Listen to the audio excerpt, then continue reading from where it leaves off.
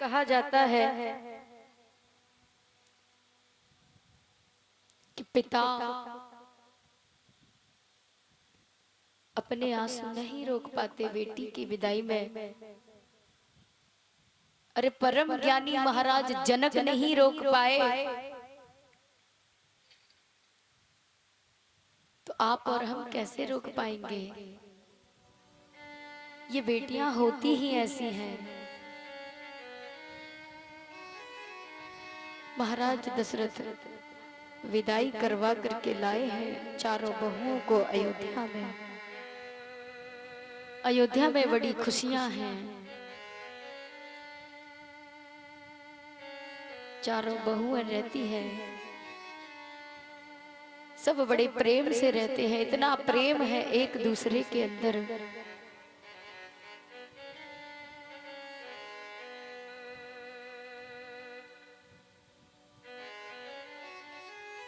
बहुत अच्छे से ध्यान रखा जाता है चारों बहुओं का।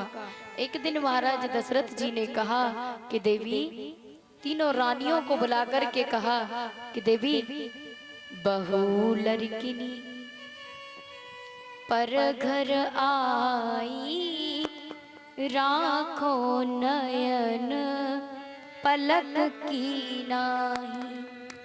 बधू लड़किनी कहे देवियों, हमारे घर में जो चार बहुएं आई हैं, ये अभी छोटी बच्ची हैं, पराए घर में आई है। इनको नहीं पता कि हमारे घर में कब क्या खाया जाता है, कब क्या किया जाता है। आपको तीनों को इनकी जिम्मेदारी है, आपके ऊपर इनकी रक्षा करनी है हर तरीके से। उस तरीके से रक्षा करनी है जैसे पलक जो है नयन की रक्षा करती है। पलक आंख में कूड़ा जाने से रोकती है ना, परंतु फिर भी कभी कभी चला जाता है। उसी प्रकार चारों बहुओं के जीवन में कष्ट आए तो देखिए मैयाओ, याद रखना,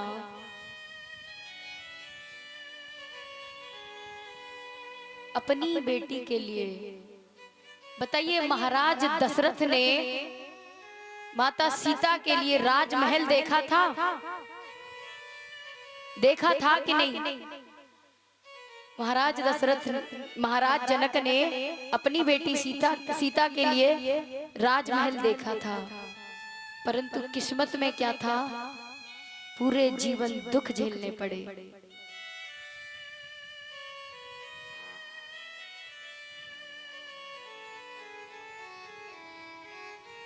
तो याद रखना, किस्मत का किसी को पता नहीं है कब क्या हो जाए।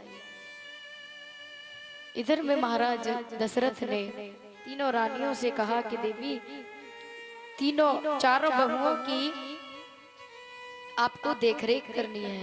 ए मैया, सीता मैया की कितनी सास थी? कितनी थी? 3। तो कभी सीता जी ने जनकपुर में कोई पत्र लिखा कि मेरी बड़ी सास ने आज ऐसा कहा, छोटी सास ने ऐसा कहा? उन्होंने 3-3 सास माओ की सेवा करी, और आजकल एक की भी नहीं हो पाती। क्यों नहीं हो पाती पता है? आजकल संस्कार नहीं दिए जाते।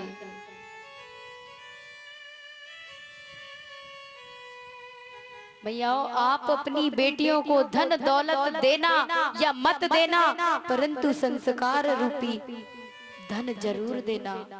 क्योंकि जब बेटी आपकी ससुराल जाएगी, वहां पर जैसा करेगी उससे पहले आपके ऊपर उंगलियां उठाई जाएंगी। यदि सही करेगी तो कहेंगे लोग, अरे इसकी माँ ऐसा ही करती होगी, माँ ने सिखाया है।